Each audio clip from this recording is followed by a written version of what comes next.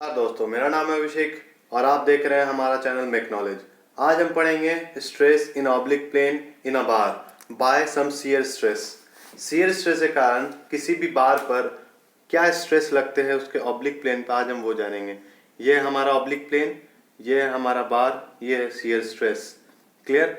Oblique plane जो हम ले रहे हैं इस केस में कंसिडर कर रहे हैं, वो ऑब्लिक प्लेन मेरा आपका थीटा एंगल बना रहा है क्लॉकवाइज डायरेक्शन में।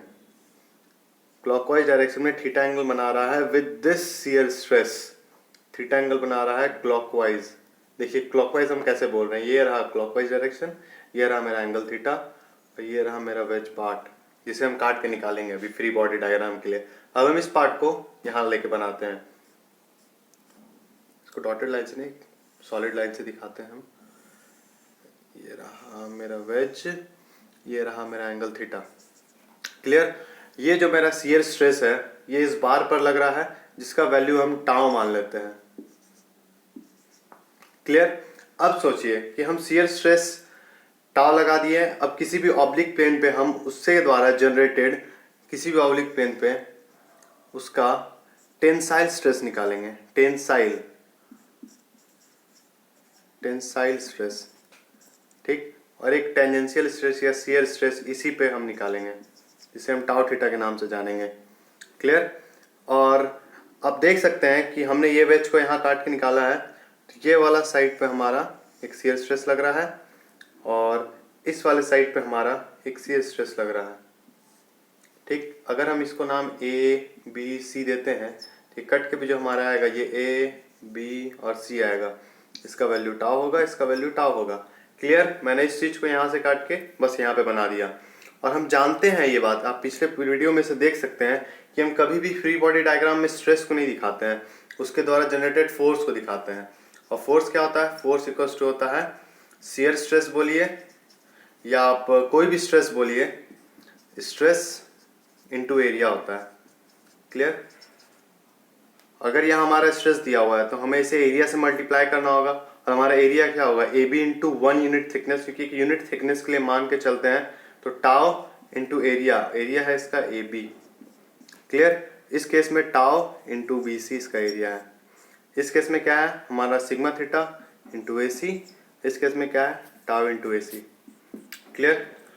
और जैसा कि हम जानते हैं कि हम किसी भी फोर्स को वेज के अलॉन्ग डायरेक्शन में उसको तोड़ते हैं, उसके बाद उसको रिजॉल्व करते हैं। तो चलिए हम इसे तोड़ते हैं। इसे हम तोड़ने के लिए थोड़ा इस फोर्स को थोड़ा साइड कर लेते हैं ताकि हम सही से देख पाए। क्लियर। तो हम इसको थोड़ा साइड में बनाते हैं, समथिंग यहाँ पे बना देते हैं ताकि आपको देखने में थोड़ा परेशानी ना हो। ये हुआ वेज के नॉर्मल, यह रहा वेज के डायरेक्शन में, ये रहा आपका force tau A B. Clear. और इस फोर्स को भी हम थोड़ा नीचे बना लेते हैं, ये रहा मेरा ये डायरेक्शन। क्लियर। एक रहा वेज के परपेंडिकुलर और एक रहा वेज के अलॉन्ग, ये रहा मेरा टाउ बी सी। और जैसा मैंने पहले के वीडियो में बताया हुआ है कि ये मेरा एंगल थीटा डिग्री बना रहा है विथ क्लॉकवाइज डायरेक्शन। अभी भी हम बता देते हैं ये क्लॉकवाइज डायरेक्शन में है, तो अगर यहाँ का एंगल जानना है कि मेरा एंगल ये है थीटा कि ये है थीटा, तो ये जानने का सबसे अच्छा तरीका है, यहाँ से अगर क्लॉकवाइज आ रहा है तो आप भी अपने ऑब्जेक्ट को पकड़िए, वेक्टर को पकड़िए और क्लॉकवाइज रोटेट करिए, तो ये मेरा थीटा होगा। इसमें भी आप इसको ऐसे पकड़ सकते हैं, इसको रोटेट कर सकते हैं, तो ये मेरा थीटा होगा। यहाँ अगर क्लॉकवाइज आ रहा है तो आपको यहाँ पे भी क्लॉकवाइज आना होगा, ठीक, तो आपको थीटा मिल जाएगा। क्लियर। अब इसको हम तोड़ लेते हैं, tau of A B into cos of theta, tau of A B into sine of theta. Clear. यहाँ हो जाएगा tau of B C into cos of theta. Clear. यहाँ हो जाएगा tau of B C, sorry यहाँ cos नहीं होगा, यहाँ साइन होगा, साइन ऑफ थीटा। ये हो जाएगा tau of B C cos of theta. Clear. अब हम आपको बताते हैं कि राइट और लेफ्ट साइड को फोर्स को हम इक्वल करेंगे। अब हम आपको दिखाना चाहेंगे कि राइट साइड फोर्स हम किस डायरेक्शन में ले रहे हैं। अगर हम ये नॉर्मल चीज को ले रहे हैं, इस नॉर्मल को ले रहे हैं, तो हम इसको राइट बोल रहे हैं, इसको लेफ्ट बोल रहे हैं। तो ये राइट साइड का एक फोर्स हुआ नॉर्मल के अलॉन्ग, और एक फोर्स हुआ मेरा ये भी राइट में ही जा रहा है, ये भी मेरा राइट में ही जा रहा है, तो सभी एक ही डायरेक्शन में जा रहे हैं। क्लियर। तो हम एक ही डायरेक्शन में इसका इक्वेशन लिखेंगे, sigma theta into A C is equal plus tau of A B into cos of theta. Clear. Plus tau of B C into cos of theta is equal to 0। यह आ गया मेरा equation. ठीक, यहाँ से हमको sigma theta निकालना है, तो हम इसको जल्दी से सॉल्व कर लेते हैं।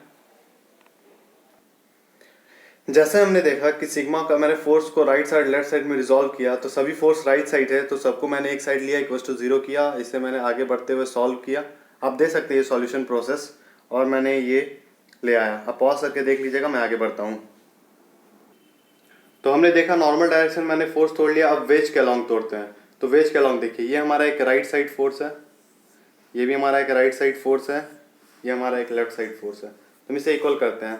राइट राइट एक साइड, लेफ्ट एक साइड। राइट साइड लिखते हैं tau theta into A C plus tau into B C into cos theta is equal to tau into A B sine theta. Clear. हम फिर से इसे रिजॉल्व करेंगे, तो हमारा आएगा टाउ थीटा। ये हमारा सिंपल सा सॉल्विंग तरीका था, तो हमने सॉल्व किया तो टाउ थीटा निकल गया, tau minus tau theta into cos two theta. हमने पहले ये फॉर्मूला लिख चुका था, तो यहाँ इसे भी लिखते हैं minus of tau cos of two theta. Clear. अब थोड़ा मैं इस पार्ट को मिटाता हूँ। अब मैं आपको एक सिग्निफिकेंट एक चीज़ दिखाता हूँ कि हमने एक वेज लिया था, इसके ऊपर टाउ किधर लगाया था, इधर लगाया था एक टाउ, एक इसके इधर लगाया था टाउ, और हमने क्या कहा था कि हमारा सिग्मा थीटा इधर लग रहा है और हमारा टाउ थीटा इधर लग रहा है। बट हमारा आंसर क्या आया, यहाँ नेगेटिव आया, यहाँ नेगेटिव आया। नेगेटिव आने से हम क्या समझते हैं, किसी भी बुक में कभी नेगेटिव दिया रहता है, कभी पॉजिटिव दिया रहता है, तो इससे कंफ्यूज ना हो। कंफ्यूजन नहीं होने का कारण ये है कि आपका सिग्मा थीटा का वैल्यू आया negative sign to theta, tau sign to theta. इसका मतलब यही है कि आपका बस डायरेक्शन आपने जो लिया है, कंसिडर किया है कि ये परपेंडिकुलरली बाहर निकल रहा है, ये उल्टा है, इसके बजाय ये इस तरफ लग रहा है सिग्मा थीटा। बस सिंपल सा यही चीज़ है कि नेगेटिव अगर आपके आंसर में आ रहा है, आपने जिस डायरेक्शन में फोर्स को लिया है ये गलत लिया है, इसको आप इधर ले लें। सिंपली इसका ये मतलब होता है। आपने जैसे टाउ थीटा इधर ले लिया है, तो आप इसको इधर ले लें, इस डायरेक्शन में। ये आपके ऑब्जेक्ट को एंटी क्लॉकवाइज घुमाने का एक पावर रखेगा। क्लियर। तो बस ये नेगेटिव साइन आने का यही कारण है, नेगेटिव साइन आने का यही कारण है। ये पॉजिटिव आता तो आपने डायरेक्शन सही लिया था, बट ये नेगेटिव आया तो मतलब आपने डायरेक्शन कंसिडरेशन में उल्टा ले लिया था प्रोसेस में। मैंने इसलिए किया। तो चलिए, आशा करते हैं कि मुझे आपको हमारा वीडियो पसंद आया हो। प्लीज़ लाइक करें, सब्सक्राइब करें, और अच्छा लगा तो अपने दोस्तों तक शेयर करें।